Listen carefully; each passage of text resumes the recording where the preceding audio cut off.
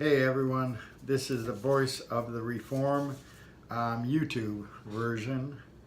I'm James Cronenberger. I'm Candace Hudson.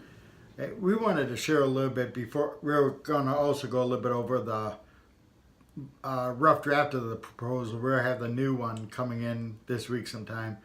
But Fair Treatment Reform and Reentry was established in 2015.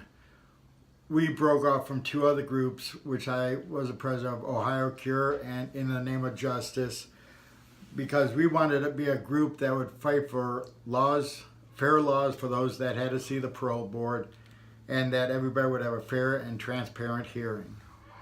And now is the time to actually act on our vision with all the corruption that we've heard from former senator and former parole board member Shirley Smith, who I do commend her for coming out and telling something we already knew, but now it's confirmed in the media. So that's really helping our cause. You share a little bit about why you're involved somewhat. Well, first I want to say that the Fair Treatment Reform and Reentry is a nonprofit organization. We are not a legal service. We don't offer any type of legal advice or anything like that. We work for prison reform, for parole reform. We advocate for fair treatment, but we do not do any type of legal work. We run on donations because we are a nonprofit organization. And anybody that would like to donate, our website is www.fairtreatmentreformandreentry.org. You can donate through PayPal there, or send a check or money order. Made out to Fair Treatment Reform and Reentry to 1141 Oakwood Avenue, Columbus, Ohio 43206. Yes. And we are part of the Voices of Reform. We go live every Sunday evening at 6 p.m. Eastern Time. We do our live talk show on prison reform, parole reform, any questions. Each segment's different, so feel free to tune in. And then as far as me, I am the secretary of Fair Treatment Reform and Reentry. My husband has been incarcerated for 26 years. No violence on his record. He was incarcerated as a juvenile and has been flopped twice at the parole board. This last time was this past August. He got a 6-year flop. Very misconduct with the parole board as far as they were eating during his parole hearing. They were talking amongst themselves. One of them got up and walked away when he was trying to speak, answering their personal cell phones, things like that. So I do have a personal interest in this as well as working for the organization. Okay, today we wanted to go over our rough draft of our proposal. Now the finished draft I should have sometime this week, which is a lot more added to it, such as financial cost that is costing. And we figured out it's around $35 million a year that the state is paying to keep these old law inmates and even the new law inmates under the parole board, to keep them. And it's very costly, and she's doing over a 10-year period as well. But I can't say much about the new bill until we get it. I want to make sure, I say it the right way. And of course, Beverly Seymour is the expert in that area. She did all the research for the last year. But myself and Beverly, I really didn't have anything to do with it, but she put me the chairman of this, which I'm not sure why. But if you want to reach myself, you could reach me at fairtreatmentreform@gmail.com, or Beverly Seymour, who is our legislative aide. Her email is Beverly BEVERLYMOUR@yahoo.com. Again, that is BEVERLYASEMOUR@yahoo.com. And the rough draft we started doing, actually it was October 19, 2017. That's how long of a process this is. So our goal this year is to get it introduced, get it passed, and implement it so that our people will have a fair and transparent parole process the next time they go to the board. Most of them would go home, except maybe a handful of those folks that probably should never get out. But we're going to roughly go over some of this. I'll let Candace read the first one because I always mess up on a couple words in there. So, You want me to read the whole page? yeah, you can. Goals for this reentry and release legislative initiative. The project is initiated by Fair Treatment Reform and Reentry membership in order to address a mirage of inadequate sections of the Ohio Revised Code as they pertain specifically to the Ohio Adult Parole Board. The unlimited and legally unbridled discretion of that board and the unequal results in criminal sentencing existing due to the parole board's unbridled discretion. Specific goals we seek to improve in Ohio Revised Codes are: 1. Immediate relief for old law prisoners unjustly denied parole who have no appeal process and no legal remedy in the courts. 2. Establishment of an appeal process for prisoners who have met requirements for parole release yet denied parole without just cause. 3. Reduction in the cost of prisons in Ohio by fair and just reduction in prison population by an efficient and equally administrated parole system. 4. A system of review of the functioning of the Ohio Adult Parole Board. 5. Revision of the Ohio Adult Parole Board structure to ensure oversight and fair representation of the interest of the families of both victims and offenders. 6. To specify That's clear right. and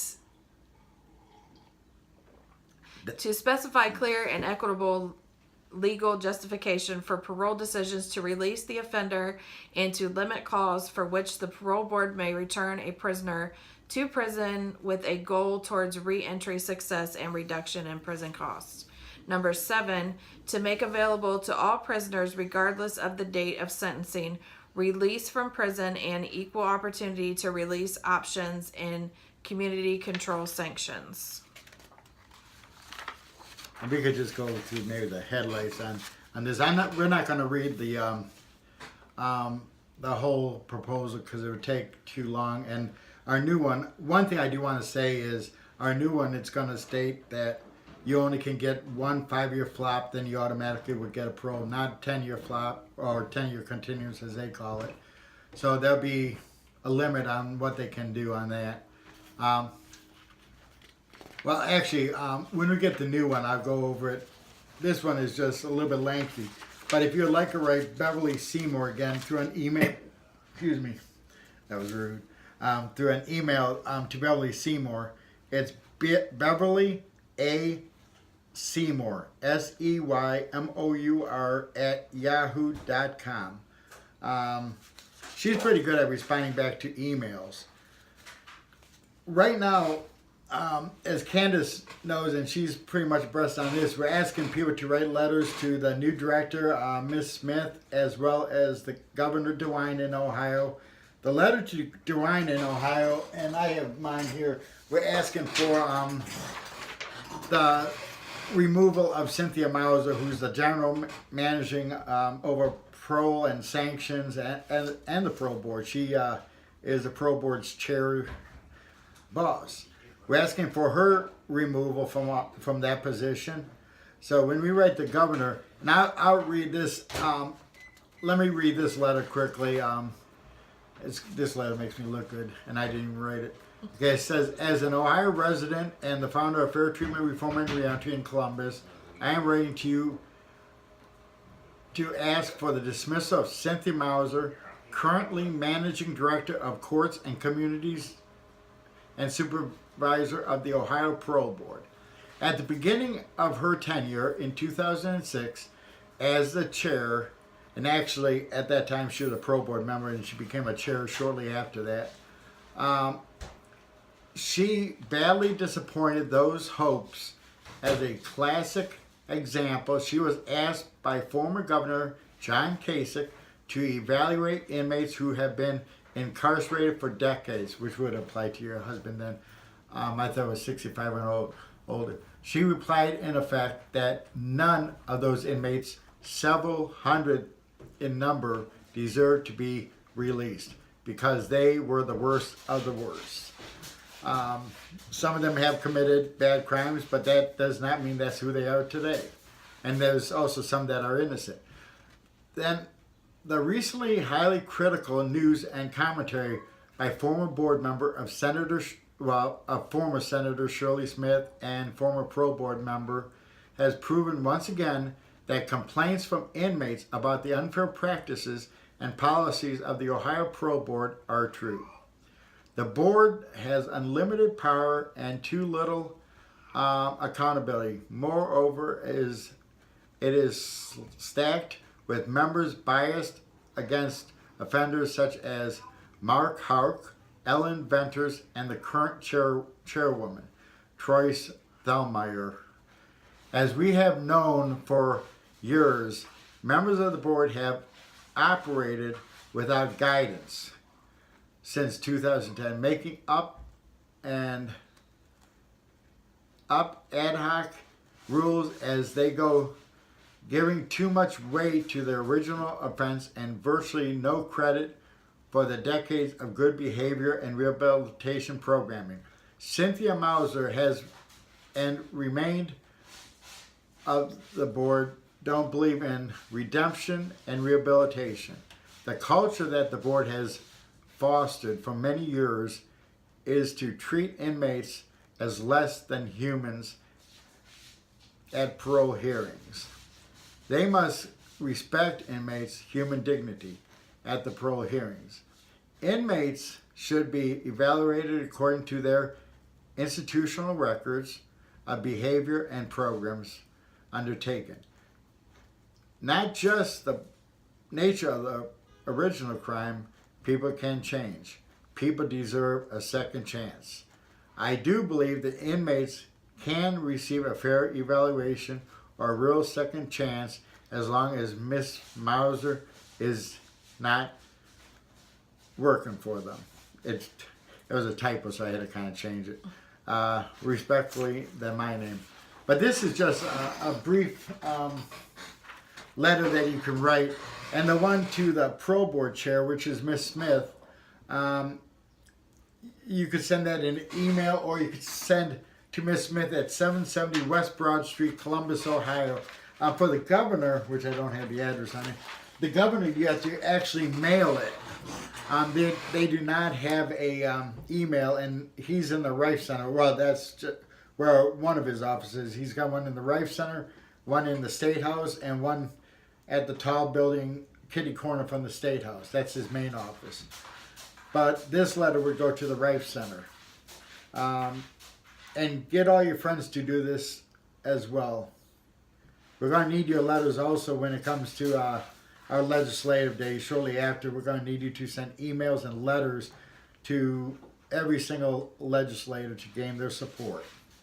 You have something to add on that? Yes, the legislative day is February 21st. It begins at 1 p.m., but we are asking everyone to be there at 12:30 at the coffee shop in the back of the building. You said it's to the... Yeah, when you walk in the front doors, walk right behind the State Highway Patrol where you check in, you go through a metal detector, walk straight down that hall, and it'll be on the right-hand side. You'll pass the gift shop on the left, and walk straight down, and it'll be on the right. You'll see a big bell on the left and a big bell on the right. That's where the snack bar is. And you would know that.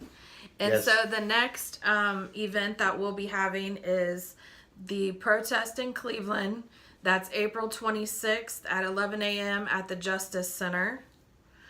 After that will be a protest in Columbus, which is nationwide, correct?